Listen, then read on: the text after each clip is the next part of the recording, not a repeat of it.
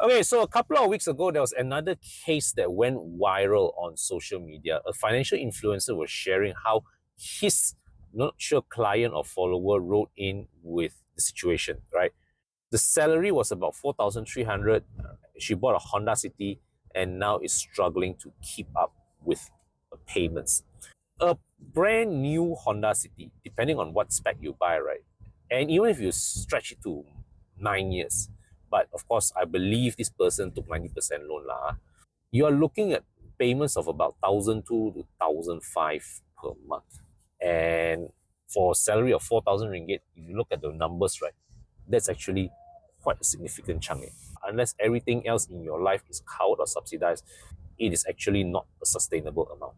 For me, I would recommend that if you are someone with about 4,000 ringgit of income, your monthly repayments should not be more than 6 or 8 up to 800 ringgit at the most. But the thing is that I also do know, I've observed that for a lot of people who are in the 4 to 5,000 ringgit bracket, the perception is that B segment cars like the Honda City, the Toyota Vios, the Proton S70s, all these are deemed the default cars, the somewhat normal, affordable cars that people buy. The marketing of these cars positions them as entry-level models for the young, for the fresh grads and all that. But the reality is that if you are earning 4,000 a month, anything more than 6 or 800 ringgit per month is a massive, massive stretch for your finances unless Amma and Appa is paying for everything in your life. So the thing is, if you're earning at that level and you die, you must have a Honda City, you must have a Toyota Vios. Your best option actually is to look at the used car market. A 1 or 2-year-old unit in the price range of about 60 to 70,000 ringgit. Right? That puts you in a much better position because number one, your depreciation, the first owner has taken the bulk of it. So, okay, let's put it this way. The math is, if you want to buy a brand new city, you can.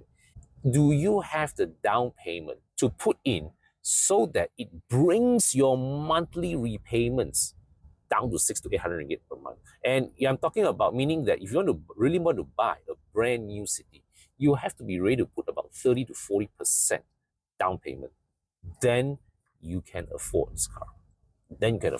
Because the good news is that cars like the City, cars like the Vios, the resale values are relatively stable. But at 4,000 ringgit per month, you want to keep your monthly commitments down. You want to keep it to about 15 to 20% of your income so that you have margins, you have buffers for other more important things in your life. Because let's put it this way, there are some cars that, okay, maybe you want to stretch yourself, you want to push yourself way harder. Because let's put it bluntly, a City or a Vios, it's not the kind of car that you want to every day eat Maggi mee or Zap Fan for. Let's put it that way. All right. So my advice is, I know that most people think that if your salary is about 3,000, 4,000, 5,000 ringgit, a City or a Vios is a very, very normal purchase. Yes, if you're talking about a used 1, 2-year-old City or Vios, that is something that you can realistically afford. But brand new, you need to think twice. Unless you have a big chunk of money that you can put aside for down payment, yeah, City or Vios at 4,000 ringgit income, if you are taking 9 years loan at 90%, that is absolutely not a wise decision. All right, but if you really must have a City or Vios at 4,000 ringgit income, the best recommendation I would say is put a big enough down payment of at least 30 to 40% if you must buy new, or if not, look at a used 1, 2-year example of at about maybe 60 to 70,000 ringgit.